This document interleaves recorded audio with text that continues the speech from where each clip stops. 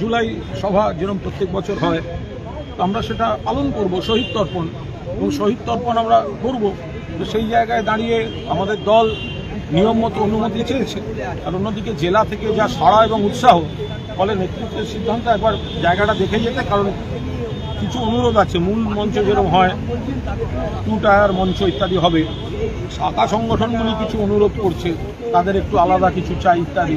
এগুলো টেকনিক্যালি সম্ভব কিনা আমরা সবটা দেখে গিয়ে মাপজোক যা যা প্রাথমিক দেখার আছে দেখে আমরা নেতৃত্বকে জানাবো। অন্য কথা বলি, চারা নকুলদানাদের নিয়ে আমরা ভাবছি। তৃণমূল মানে মমতা ব্যানার্জি, মমতা ব্যানার্জি মানে তৃণমূল কংগ্রেস। মমতা ব্যানার্জি দলটার জন্ম দিয়েছেন, তার স্ট্রাগলের উপর দাঁড়িয়ে কেউ এমএলএ, কেউ এমপি, কেউ কাউন্সিলর, কেউ অমুক, কেউ তমুক, এইসব হয়েছে। ফলে এই জায়গায় দাঁড়িয়ে হঠাৎ বিজেপির মদতে, আচ্ছা যখন গণহত্যাটা হয়েছিল তখন চারানা নকুলদানাই তো লেনিন করে বেড়াচ্ছে, তো সে কি করে আবার শহীদ দিবস পালন করে? সে তো তখন লেনিন করে সিপিএম সেজে বেড়াচ্ছিল।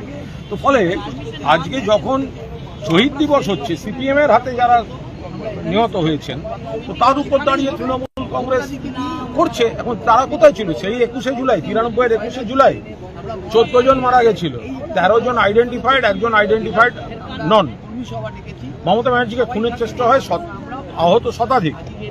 মমতা ব্যানার্জিকে অচৈতন্য অবস্থায় পুলিশ গাড়িতে তুলে নিয়ে যাচ্ছিল, ওই গাড়ি থেকে আমি বার করে আমার তখনকার অফিসের গাড়িতে, আমার গাড়িতে তুলে নিয়ে আমি প্রথমে মেয়র রোড, তারপরে এসএসকে হাসপাতাল, শেষে উডল্যান্ডসে গিয়ে ভর্তি করি।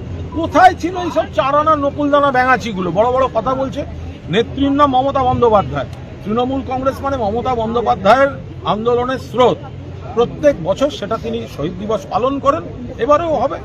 এখন এই জায়গাটাতেই যেহেতু হত্যাকাণ্ড হয়েছিল, বেশিরভাগ লোক মারা গেছিলেন, ফলে আমরা এই ব্যাপারে কোনো বিতর্কে আমি উত্তর দেবো না।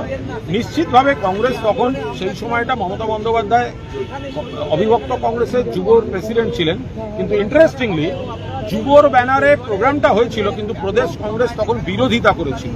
ফলে কংগ্রেসের প্রদেশ কংগ্রেস যে আন্দোলনের বিরোধিতা করেছিল, মমতা বন্দ্যোপাধ্যায় যুব কংগ্রেস সভানেত্রী ছিলেন, সেই আন্দোলনের শহীদ তর্পণ করতে যাওয়ার তার পরের বছর তো কই করলেন না, তারপরের বছর তো কই করলেন না। তো তাহলে হঠাৎ অনেক পরে কেন জেগে উঠল? প্রশ্ন করতেই পারেন, এই প্রশ্ন আমাদেরও ছিল।